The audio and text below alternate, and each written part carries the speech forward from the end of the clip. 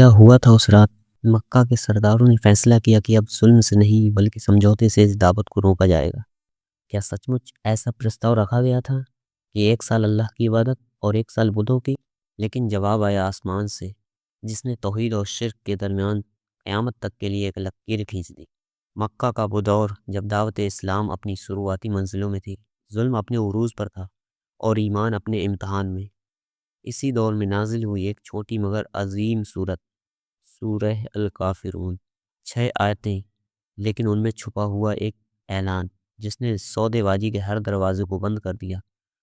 مکہ کی گلیاں، تپتا ہوا ریگستان اور ایمان والے سینے جن پر پتھر رکھے جا رہے تھے۔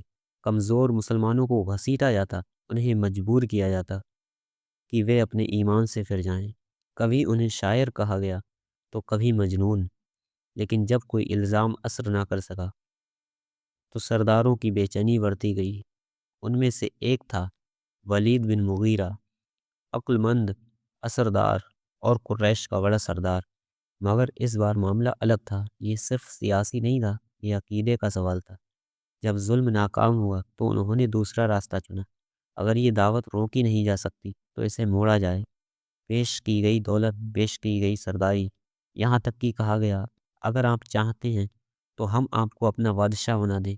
مگر جواب خاموشی تھا، کیونکہ وہ جواب انسانی نہیں ہونا تھا، وہ جواب آسمان سے آنا تھا۔ سیرت کی کتابوں میں آتا ہے کہ جب ہر پیشکش ٹھکرا دی گئی تو آخری چال چلی گئی۔ دار ندوہ میں ایک مشورہ ہوا، کیوں نہ 1 سال ہم ان کے رب کی عبادت کریں اور 1 سال یہ ہمارے معبودوں کی۔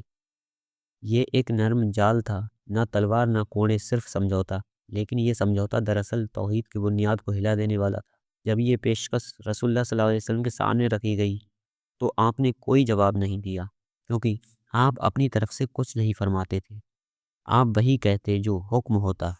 مکہ انتظار میں تھا، سردار بے چین تھے، اور پھر وہی نازل ہوئی۔ قل یا ایہا الکافرون۔ یہ کل ایک حکم تھا، اللہ کی طرف سے صاف اعلان۔ میں ان کی عبادت نہیں کرتا جن کی تم کرتے ہو، اور نہ تم اس کی عبادت کرنے والے ہو جس کی میں کرتا ہوں۔ یہ بار بار دہرایا گیا تاکہ ہر شک، ہر امید، ہر گنجائش ختم کر دی جائے۔ یہ صورت کسی عام انسان کے لیے نہیں تھی، یہ ان سرداروں کے لیے تھی جو حق پہچان چکے تھے مگر تکبر نے انہیں روک لیا۔ تمہارے لیے تمہارا دین اور میرے لیے میرا دین۔ یہ نفرت نہیں تھی، یہ سرحد تھی، یہ اعلان تھا کہ توحید میں ملاوٹ نہیں ہو سکتی۔ جب یہ صورت سنائی گئی تو مکہ کے سردار آگ ببولا ہو گئے۔ انہیں احساس ہو گیا اب کوئی سمجھوتا نہیں ہوگا۔ توحید اور شرک کے درمیان ایک ایسی لکیر کھنچ چکی تھی جسے قیامت تک مٹایا نہیں جا سکتا۔ اس کے بعد ظلم اور بڑھا، بہشتکار ہوا، سازشیں ہوئی، مگر ایک بات صاف ہو گئی، یہ دعوت بکنے والی نہیں ہے۔ آج صدیاں بیت چکی ہیں، مگر یہ صورت آج بھی ہمیں پکارتی ہے۔ پہلا سبق، کافر ایک بھاری لفظ ہے۔ ہر گناہ کرنے والا کافر نہیں ہوتا۔ کفر دل کا انکار ہے، سچ کو پہچان کر ٹھکرانا ہے۔ زندگی میں سمجھوتے آئیں گے، کبھی فائدے کے نام پر، کبھی رشتوں کے نام پر، کبھی سماج کے دباؤ میں، مگر جہاں عقیدے کی باری آئے وہاں آدھا سچ سچ نہیں ہوتا۔ اگر ہم عبادت بھی کریں مگر اپنے اصولوں پر سمجھوتا کر لیں تو ہم 24 گھنٹے کے بندے نہیں رہ جاتے۔ سورہ الکافرون ہمیں سکھاتی ہے نرمی میں بھی اڑگ رہنا، اخلاق کے ساتھ انکار کرنا اور توحید کی حفاظت کرنا۔ یہی اس کا پیغام ہے، یہی اس کا سبق۔